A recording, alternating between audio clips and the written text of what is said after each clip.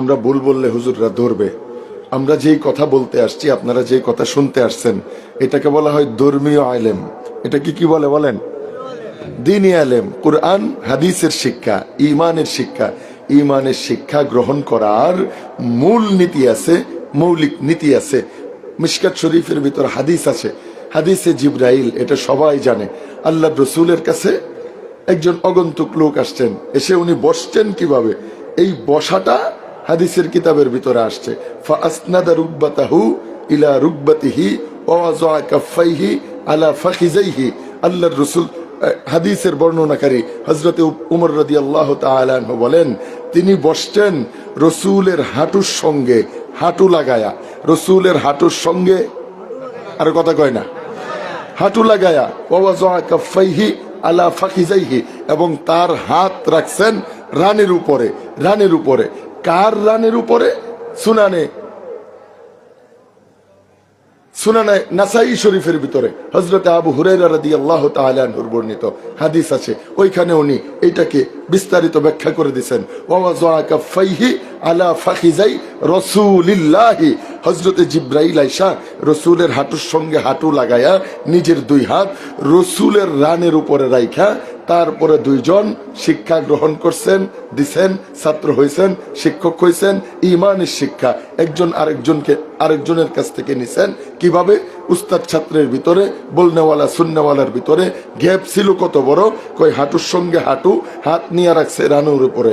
এইখান থেকে উম্মতের উলামায়ে কেরাম বলেন, ধর্মীয় আলেম যে দিবে, যে নিবে, যে গ্রহণ করবে, যে গ্রহণ করাবে, যার কাছ থেকে নিবে, এদের ভিতরে দূরত্ব যত কম হবে, দূরত্ব যত কম হবে, যত কাছাকাছি হবে, এই আলেম তার জন্য তত বেশি উপকারী হবে। কারণ আমাদের এই মাঝখান দিয়ে খাল কেটে রাখলাম কেন লাগি? ঝামেলা ঝামেলা, যেদিন ঝামেলা বাজে সব দিক দিয়ে ঝামেলা। আপনারা মেলা মানুষ রাগ করতেছেন যে তাল দিঘিতে আইসস বেড়া, এত ভঙ্গি করে লাভ আছে, কইয়া জাগা। আর আমার মেজাজের লগে না মিললে আমি তাল দিঘিতে আই আর দাঁত রাত্রি আই, লাভ আছে? আল্লাহ তাআলা একবারে সামান্য সময়, এই মানে মরাডারে তো আর মাইরা লাভ নাই, এটা শেষ। আল্লাহ তাআলা সামান্য কিছু কথা আমাকে বলবার তৌফিক দান করেন। আপনারা দোয়া করেন, আমি আপনাদের দোয়া চাই, আল্লাহর কাছে তৌফিক চাই। সম্মানিত সুধী, যেহেতু বয়ান করব না, এতো আমার নিজের ব্যক্তিগত লম্বা সূরা কোনো ওয়াজ কইরা লাভ নাই। আমার পূর্বের ভাই অত্যন্ত চমৎকার ভাবে কোরআন হাদিস ভিত্তিক, কোনো কিচ্ছা কাহিনী নয়, ডাইরেক্ট কোরআন থেকে উনি জান্নাতের কিছু নিয়ামত আমাদের সামনে খুলে খুলে বলতেছিলেন। বলেন তো দেখি, ওই জান্নাতে আমাদের যাওয়ার দরকার আছে না নাই? আমরা যেতে চাই কি চাই না? আল্লাহু আকবার। তাহলে আল্লাহ তাআলা বলেন, ফামান যুহযিহা আনিন নারি ওয়া উদখিলাল জান্নাতা ফাকাদ ফাজ। আমরা দুনিয়াতে যারা আছি, এই ময়দানের ভিতর যারা আছি, আমরা সবাই সফল হতে চাই, সফল মানুষ হতে চাই, সফলতা অর্জন করতে চাই।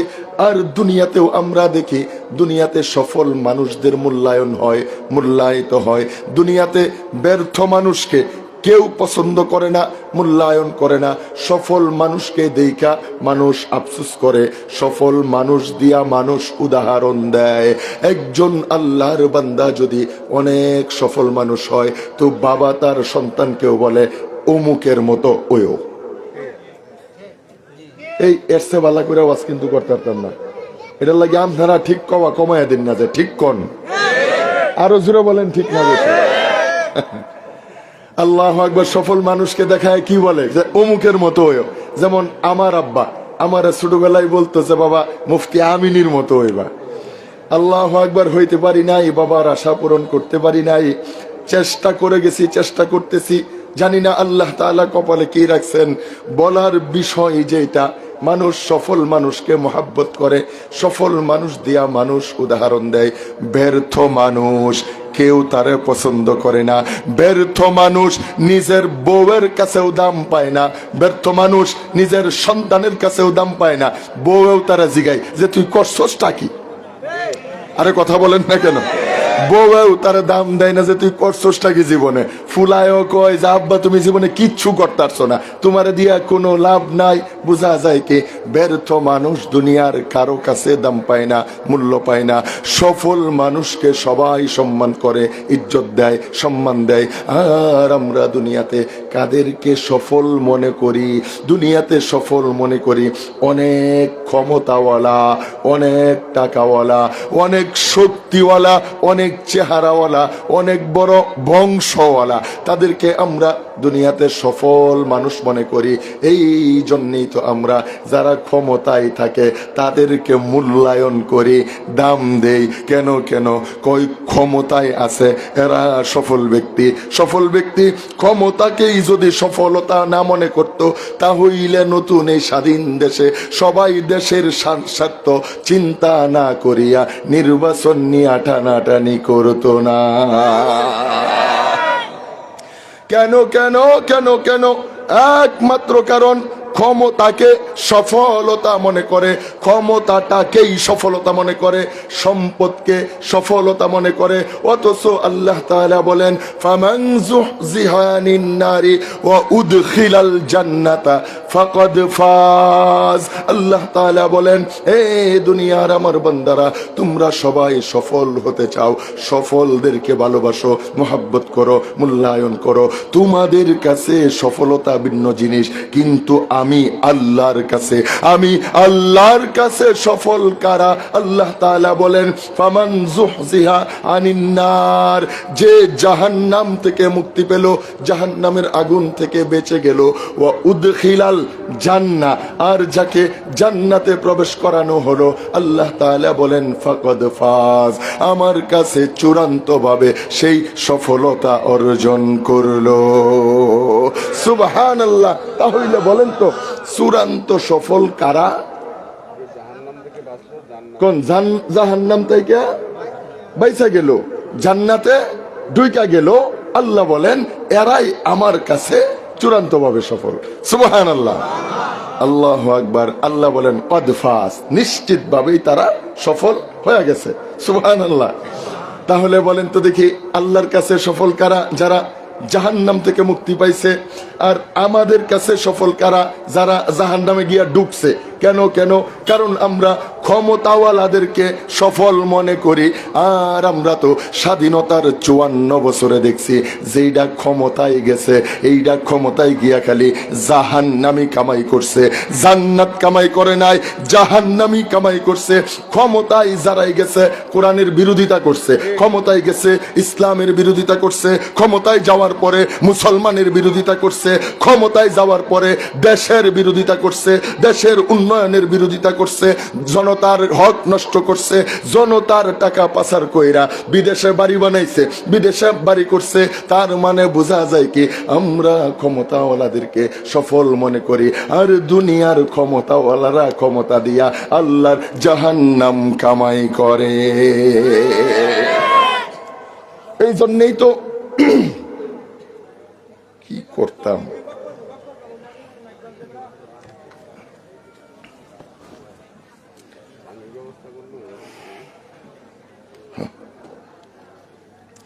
একটু জিকির করেন লা ইলাহা।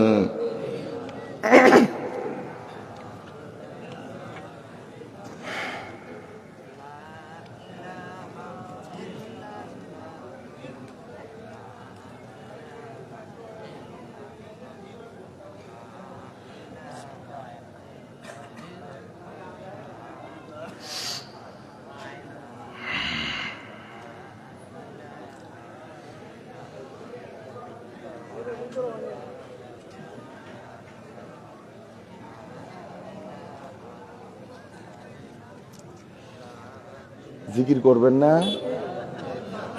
আই হাই রে, লা ইলাহা ইল্লাল্লাহু মুহাম্মাদুর রাসূলুল্লাহ।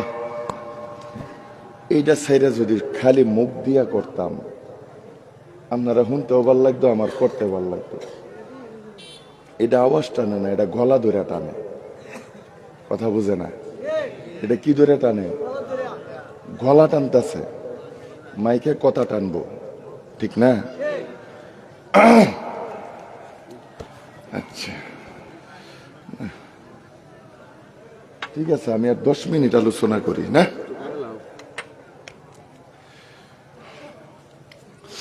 এমন হইতো যে আজকে একটা আছে, কালকে একটু বিশ্রামের সুযোগ পাবো, তাহলে মাটি কুবাই আলতাম, কথা কয় না? আমার তো বিশ্রামের সুযোগ নেই। আল্লাহু আকবার। তাহলে যেই কথার ভিতরে ছিলাম, বলেন তো দেখি, ক্ষমতা এইটা কখনো সফলতা হতে পারে?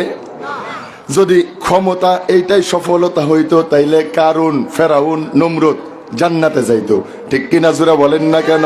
বলেন তো, গোটা বিশ্বের ক্ষমতা আল্লাহ তাআলা নমরুদের হাতে দিয়া দিছে। জাহান্নামী নমরুদ গোটা বিশ্বের রাজা ছিল, জাহান্নামী বখতে নসর গোটা বিশ্বের বাদশা ছিল, জাহান্নামী ফেরাউন জাহান্নামী। কেন কেন?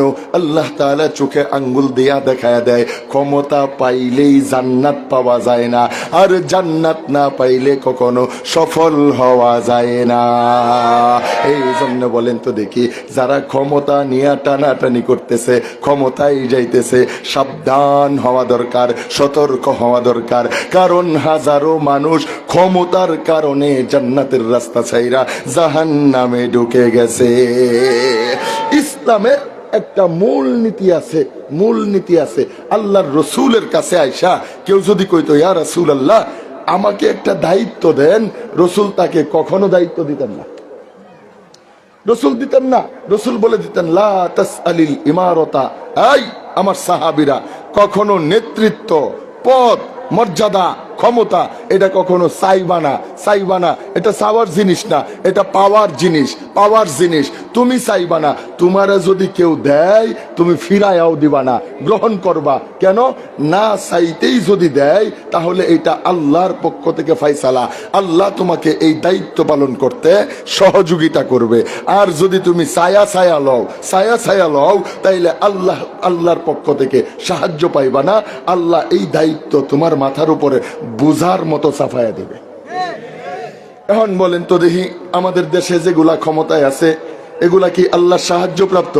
কয় না না, এগুলার মাথার উপরে বুঝার মতো চাপায়া দিছে। কেন কেন? এরা যোগ্যতা অর্জন না কইরা ক্ষমতা নিয়ে টানাটানি করছে, ক্ষমতা পাওয়ার জন্যে বুট চুরি করছে, বুট কিনছে, দিনের বুট রাতে নিয়ে গেছে, ক্ষমতা পাওয়ার জন্যে দুর্নীতি করছে, কোটি কোটি কোটি কোটি টাকার দুর্নীতি করছে ক্ষমতার জন্যে। এই জন্যে ক্ষমতা পাওয়ার পরে ক্ষমতা তাদের জান্নাতের কারণ হয় নাই, তাদের ক্ষমতা তাদেরকে দেশের থেকে বের করছে, এমনকি জান্নাত থেকেও বিতাড়িত করে দিছে। এইখান থেকে সামনে যারা পাওয়ার লাগি লাফালাফি করতেছ যে ক্ষমতা চাই, তাড়াতাড়ি চেয়ার আমার ডা মারে দে, তাদেরও শিক্ষা নেওয়া দরকার আছে। কারণ সব ক্ষমতা আল্লাহর রহমত হয় না, ক্ষমতা মাঝে মাঝে গজব হয়ে যায়। আল্লাহ ক্ষমতা দিয়াও জুতার ফিডানি খাওয়ায়। যারা আবার লাগি লাফালাফি করতেছো পদের জন্য, চেয়ারের জন্য, তোমাদেরও এইখান থেকে শিক্ষা নিয়া সতর্ক হওয়ার, শিক্ষা গ্রহণ করার দরকার আছে না নাই? জোরে বলে না, সেরা নাই? এই ক্ষমতা লই আর কথা কইতাম না, না কওয়া দরকার? আমি বানায় বানায় কইতেছি না কোরআন হাদিস দিয়া কইতেছি? কথা বুঝে না? বানায় কইতেছি না কোরআন হাদিস দিয়া? সমস্যা হইল বর্তমান সমাজে কোরআন হাদিসের কথা কইলেও কয় হুজুর রাজনৈতিক কথা কইছে। আপনি ঠিকের সাইজি বালা না, এই জোরে কোন ঠিক না ঠিক? কোরআন হাদিসের কথা কইলেও কি কয়? রাস্তার টিহা চুরি করিয়ালছে। হুজুরে সুরের বিরুদ্ধে কথা কইতেছে, এটার হুজুর রাজনৈতিক কথা কইনাছে। ঘুষের বিরুদ্ধে কথা কয়, সরকারি অফিসে ঘুষের আদান প্রদান হয়, ঘুষ দেওয়া চাকরি হয়, ঘুষ দেওয়া চাকরি যায়, ঘুষের বিরুদ্ধে কথা কইতেছে, হুজুর রাজনৈতিক কথা কইনাছে। দুর্নীতির বিরুদ্ধে কথা কয়, কয় হুজুর রাজনৈতিক কথা কইনাছে। দুনিয়াতে মাদকের বিরুদ্ধে কথা কয়, কয় হুজুর রাজনৈতিক কথা কইনাছে। তে চুরির কথা কইলে রাজনীতি হইয়া যায়, ডাহাতির কথা কইলে রাজনীতি, দুর্নীতি কইলে রাজনীতি, মাদকের বিরুদ্ধে কইলে রাজনীতি, দুর্নীতির বিরুদ্ধে কইলে রাজনীতি। তগর রাজনীতি এত ফসা কেন লাগিরে? এত ফসা রাজনীতি তোরা করবার কইছে কেডা? এই কথা জুড়ে বলেন না কেন? এটা কি রাজনৈতিক কথা? দুর্নীতির বিরুদ্ধে কথা কইতেছে, হুজুর রাজনৈতিক কথা কইনাছে। এটা কি লানি তোর হান্না ধরিয়া? রাস্তার টেহাই না তোরা খাই আত্মাছস, দুর্নীতির বিরুদ্ধে কথা কইলে এটা রাজনৈতিক কথা হয়ে যায়। এইটা রাজনৈতিক কথা হলে সুরের বিরুদ্ধে কথা কোনটা? রাগ করেন না যে কেডা কোন দল করেন আমি জানি না, আমি সব দল করি।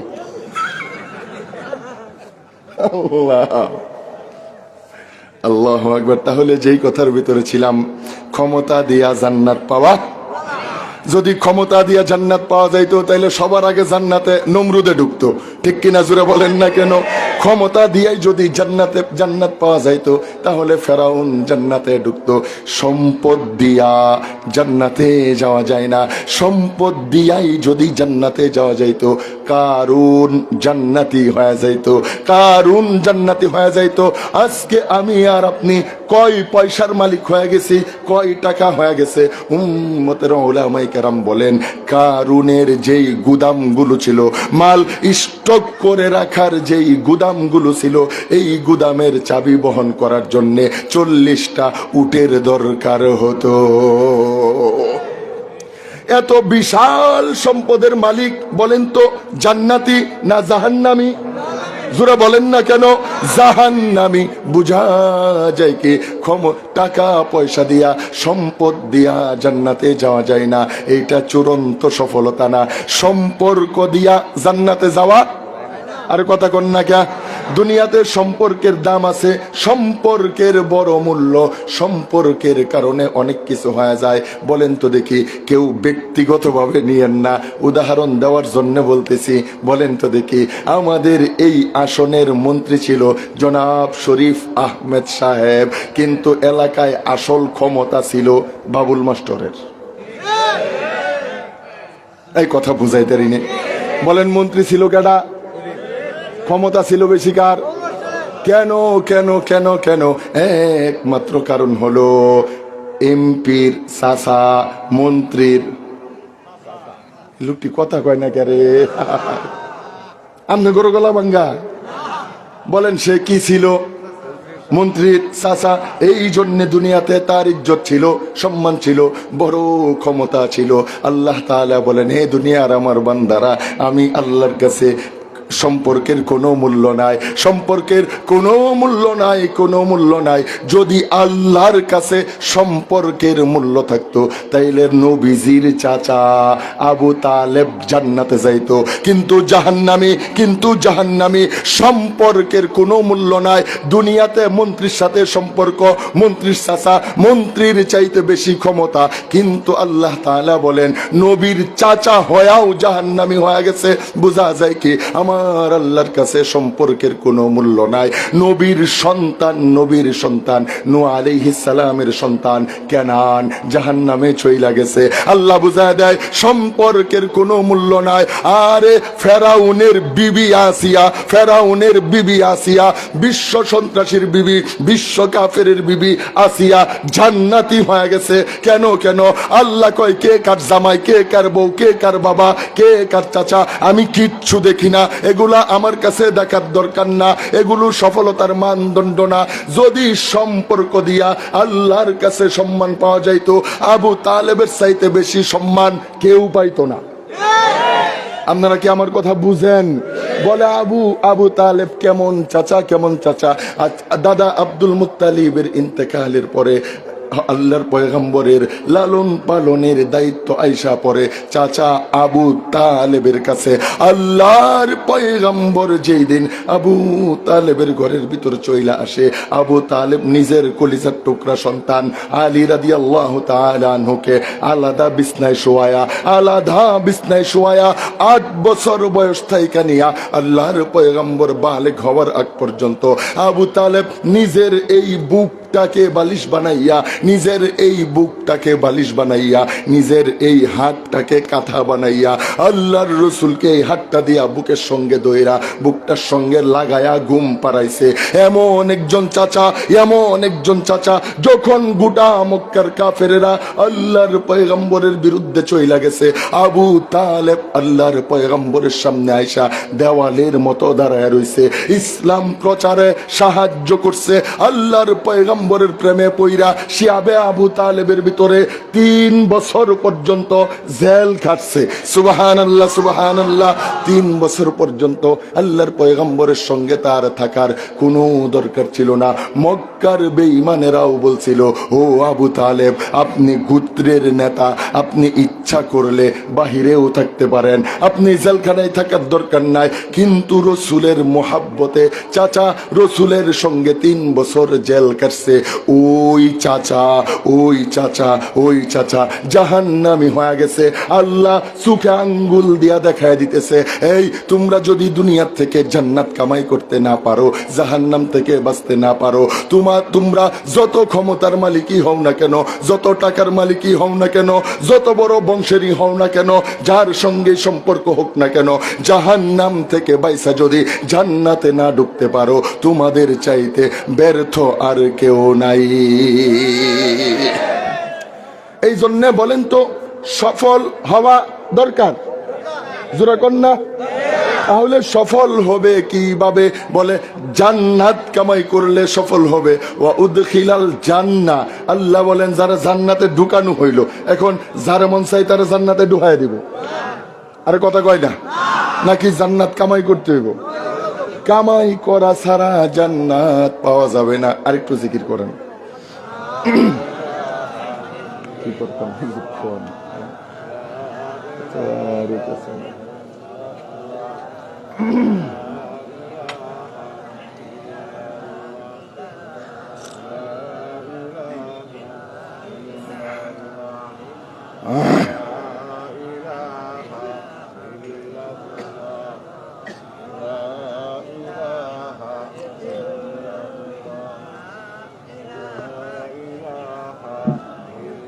লা ইলাহা ইল্লাল্লাহু মুহাম্মাদুর রাসূলুল্লাহ। আপনারা কি আমার উপরে রাগ? হ্যাঁ, আমার কথা বুঝতেছেন আপনারা? আচ্ছা, কই জানি আসলাম আমি?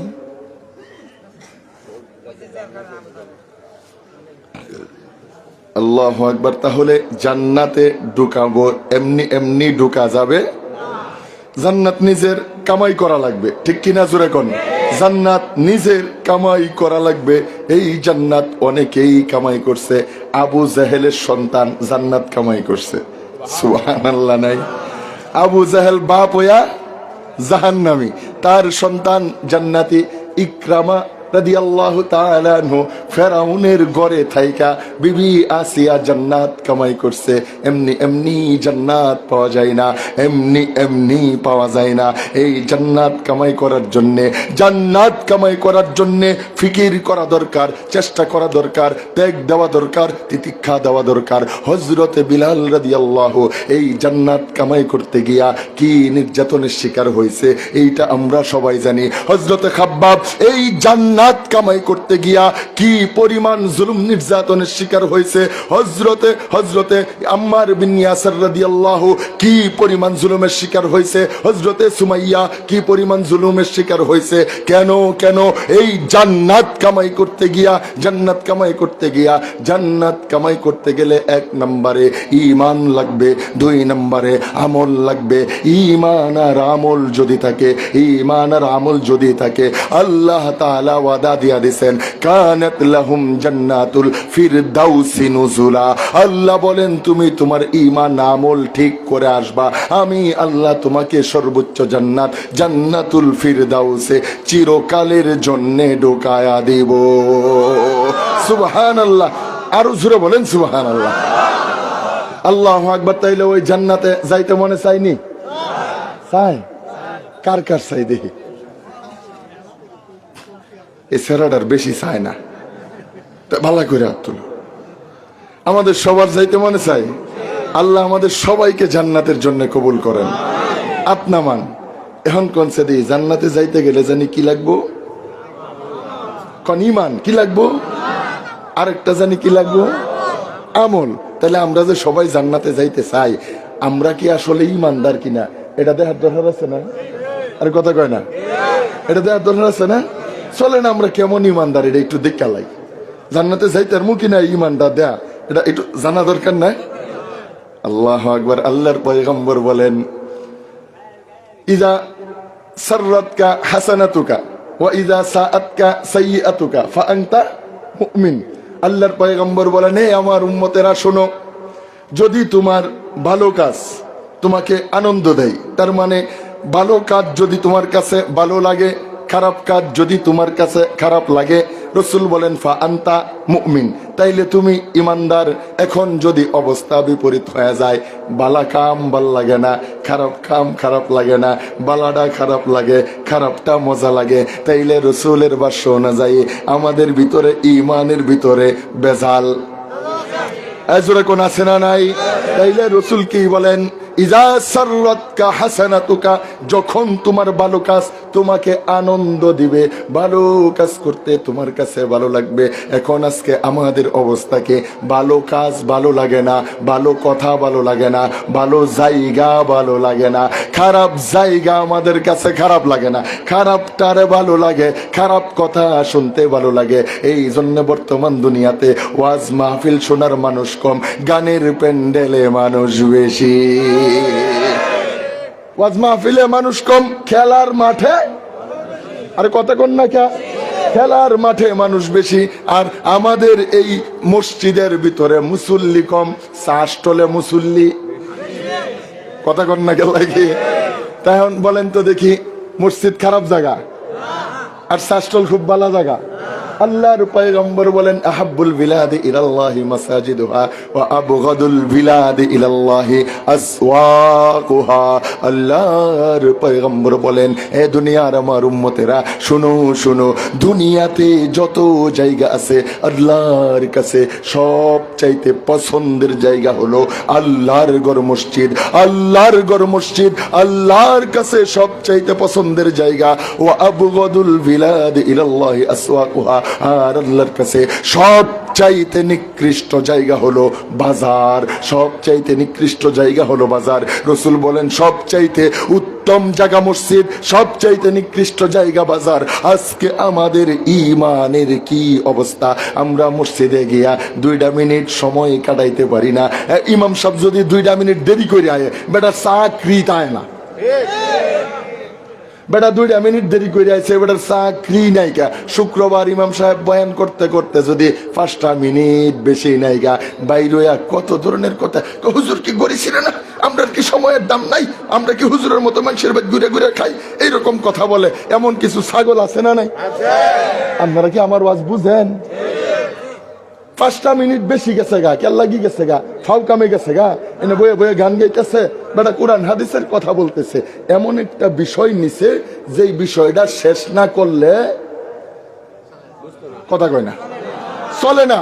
আবার সামান্য একটু কথা রয়েছে যেটা আরেক জুমা চলতো না, হুজুর চাইতেছে যে এটাই জুমাতে শেষ করে দেয়। 2-3 মিনিট বেশি গেলে গা জাগবা। এখন কত বড় মুসল্লিটা, একবার ঘড়িটারে বাসা, একবার খদিম সাহেবের মুখটারে বাসা, একবার এমন করে এমন করে এমন করে এমন করে। তার মানে হ্যাঁ, হুজুররা বুঝাইতেছে জান নাকি গড়ি টড়ি চিনুন না নাকি, ঠিক কয় না লোক? আপনারা আমার ওয়াজ বুঝেন? আল্লাহু আকবার। তার মানে কি মসজিদে বয়ে থাকতে আমাগর বেশি ভালো লাগেনি? লাগেনি? মসজিদে বয়ে থাকতে বেশি সময় ভালো লাগে না। অথচ আল্লাহর পয়গম্বর বলেন, মসজিদ এমন একটা জায়গা, কেউ যদি ঘরের থেকে ওযু কইরা মসজিদের নিয়তে বের হয়, রসুল বলেন প্রত্যেক কদমে কদমে আল্লাহ বান্দার আমল নামায় নেকি দিয়া দেয়, প্রত্যেক কদমে কদমে বান্দার গুনাহ ক্ষমা করে দেয়। মসজিদে ডুহে নাই, ডুহার নিয়ত কইরা ঘরের তে বাইর হইছে, নেকি লেখা শুরু হয়ে গেছে গা। রসুল বলেন, মসজিদে ঢুকিয়া নামাজের অপেক্ষায় ওযু সহ যদি কেউ মসজিদে বই আউতাহে, বয়ে রয়েছে মসজিদে, কিচ্ছু করে না, কিচ্ছু কয় না, হুদাই বয়ে রয়েছে, রসুল বলেন নামাজের অপেক্ষায় এই যে বয়ে রয়েছে, তার আমল নামায় নফল নামাজের সব অনবরত লেখা হচ্ছে। এই জায়গাত গিয়া বয়ে থাকতে হ্যাঁ ফাইটটা যাইতাছে গা, খালি ইমাম খুঁজতাছে, খালি কয় হনা আয় না কিয়া, ইমাম সব খারুন না কেন লাগি, কি হয়েছে আইনের চাকরি কি করতেন না নাকি, মানুষের কি সময়ের দাম নাই নাকি? আরে সময় উলার ঘরের সময় উলা, কথা বলেন না কে? তাহলে ভালো জায়গা ভাল লাগে না। কিন্তু চা স্টলদার ভিতরে যে হেগে সকাল 10টার সময় বইছিন, দোকানদারে হেরে লাইট টাইয়াও তুলতে পারছে না, দোকানদারে পারতেছে না, বাসটা খুললে ফিট নাই তো যে তুই এই যে সকালে বসতে উডস না কেন লাগি, আরেকটা খায়া দিই চা দে চা।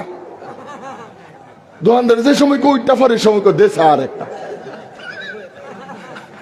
আপনারা কি আমার কথাই রাগ?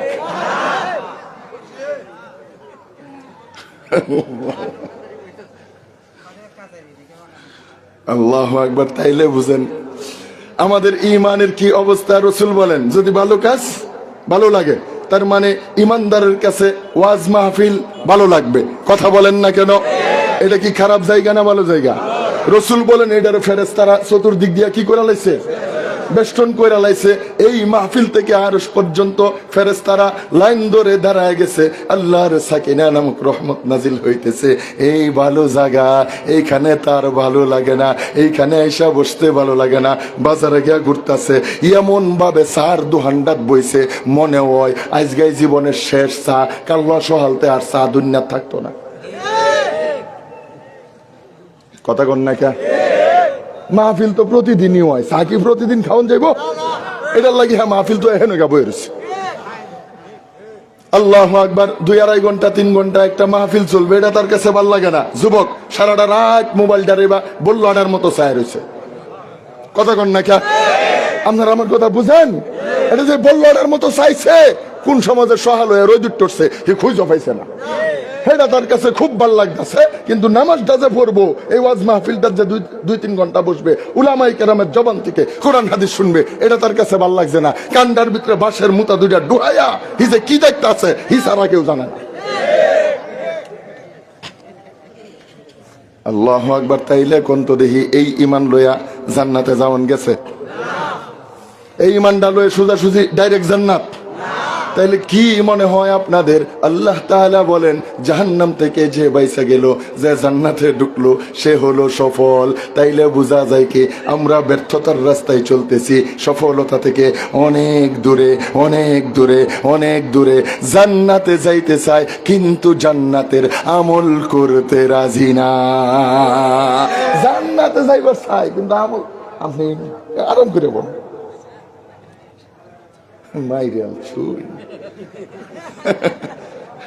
যে চুলা জ্বালাইছুন এটাতে চাই জাল দেওয়ান জানা হিবার বিরানি।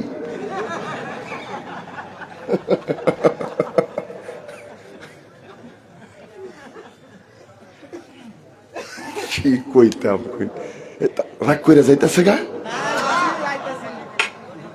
হ্যাঁ, কেউ রাগ করুন না।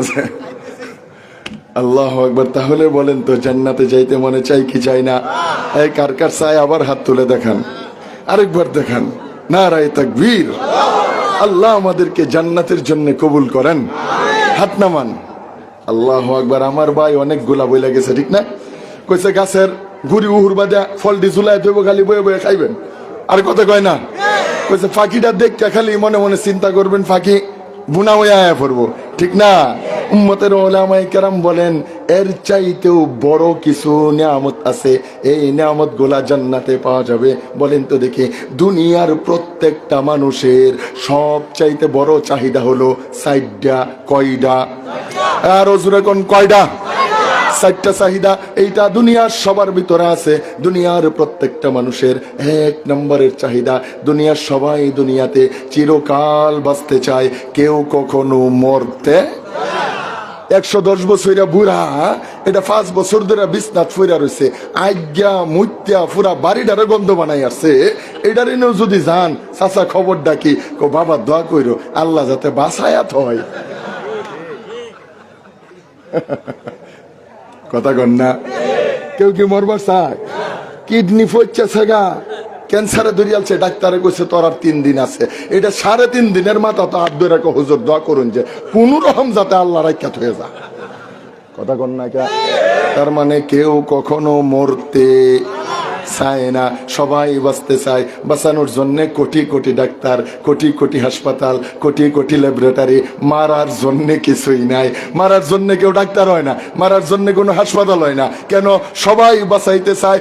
বাঁচানির আকর্ষণে এক একজন এক একটা ভাগ করিয়ালছে। এখন ডাক্তার ভাগ ভাগ হয়ে গেছে গা, চোখেরটা আলাদা, নাহের ডা আলাদা, দাঁতের ডা কথা কন না কে, হার্টের ডা, কিডনির ডা সব ভাগ ভাগ করে আছে যে লাগলে 60 জনে মিললাই একটা অংশ নেম, তাও বাসায় ছেড়ে দেয়। আল্লাহু আকবার। কেন কেন এত গবেষণা? কারণ কেউ মরতো, সবাই চিরকাল দুনিয়াতে কতক্ষণ কতক্ষণ। 2 নম্বর চাহিদা, দুনিয়াতে কেউ বুইরা হইতে চায় না, কতক্ষণ না। কেউ ইচ্ছা কইরা বুড়া হইতে চায় না, সবাই দুনিয়াতে জোয়ান থাকতে চায়। আমিও জোয়ান থাকতে চাই। এই যে আমার 2-1টা ফাহা ধরছে, আমার টেন বেশি ভাল লাগে না। আমিও চাই যে আরো যদি 10টা বছর কাঁচা, আর কতক্ষণ না। তার মানে বোঝা যায় কি, সবাই জোয়ান থাকতে চায়, কেউ বুইরা হইতে চায় না। এই জন্যে যুবক সেলুনের ভিতরে বইয়া ক্রিম লাগায়া, ফুম লাগায়া, কুদালের মতো সাইড চালাইছে। এইটারে যদি জিগাইয়া মন সাসা দি সুস্কার লাগে, কয় হন দাড়ি রাখলে মানুষে কাকু ডাহে, কথা কর না কে, দাড়ি রাখলে মানুষে কি ডাহে? আঙ্কেল বলে, চাচা বলে। আমি এই বয়সে আঙ্কেল হইতে চাই না, চুল সাদা হয়ে গেছে। এইটারে আলকাতরা মাইরা কালি বানাইতেছে, এইটারে কালো বানাইতেছে। দাড়ির ভিতরে আলকাতরা মাইরা এইটারে কালো বানাইতেছে। ক্রিম দিয়া, ফুম দিয়া, কামলা লইয়া শেভ করাইতেছে। কেন কেন? একমাত্র কারণ সবাই পছন্দ করে আমাকে যুবক দেখা যাক, কেউ কখনো বুইরা হইতে চায় না। কয়টা গেল? 1 নাম্বার কন্যা মরবার, 2 নাম্বার বুড়া হইবার চায় না। বুড়া বুড়া কইতেছে দিকে আপনারা রাগ, আমিও এখন আদা বুড়া হয়ে আছি। আমার এই সাইডটা ফাইকাছে না, হুজুর সব ফাইকাছে, আমি আপনাদের দলে। আল্লাহু আকবার। 3 নাম্বার, সবাই সুস্থ থাকতে চাই, কেউ কখনো রুগী হইতে জোরে কোন। কেউ কি এই ফোন তো আপনার দোয়া চাইছে যে চাচা দোয়া করুন যে আল্লাহ যাতে একটা রূপ দে? কেউ কইছে না? সবাই কইছে যে দোয়া করুন যে আল্লাহ যাতে কি করে লাই, ভালো করে লাই। তার মানে বোঝা যায় কি, কেউ রোগ চায় না, সবাই সুস্থতা চায়। 4 নাম্বার, কেউ অভাব চায় না, অশান্তি চায় না, সবাই নিয়ামত চায়, সচ্ছলতা চায়, সবাই দুনিয়াতে শান্তি চায়। আল্লাহর পয়গম্বর বলেন, এ দুনিয়ার আমার উম্মতেরা, এই যে তোমাদের 4টা চাওয়া, চিরকাল জীবন, চিরকাল বেঁচে থাকা, চিরকাল যুবক থাকা, চিরকাল সুস্থ থাকা, চিরকাল শান্তিতে থাকা, এই 4টার একটাও দুনিয়াতে পাইবা না, 4টার একটাও দুনিয়াতে পাইবা না। কারণ দুনিয়া এমন এক জায়গা, এইখানে হাজার চেষ্টা করলেও বাঁচা যাবে না। যতই চেষ্টা করো, 1 কোটি বছর হায়াত পাইলেও পরে মরণ আছে। এই কথা জোরে বলেন না কেন? 1000 কোটি বছর বাইসা থাকলেও তারপরে মরণ আছে। এইখানে তোমরা চিরকাল বাঁচতে পারবা না। আর দুনিয়াতে আল্লাহ যদি কাউরে লম্বা হায়াত দেয়, 1000 চেষ্টা করলেও জোয়ান থাকতে পারবা না। যতই ক্রিম দিয়া, ফুম দিয়া সাচ্চা সমান কইরা লাও না কেন, মানুষের জন আল্লাহর বান্দা যত সুস্থই থাকুক না কেন, সব সময় সুস্থ থাকবে না। মাঝে মাঝে একটু মাথা ব্যথা, পেট ব্যথা,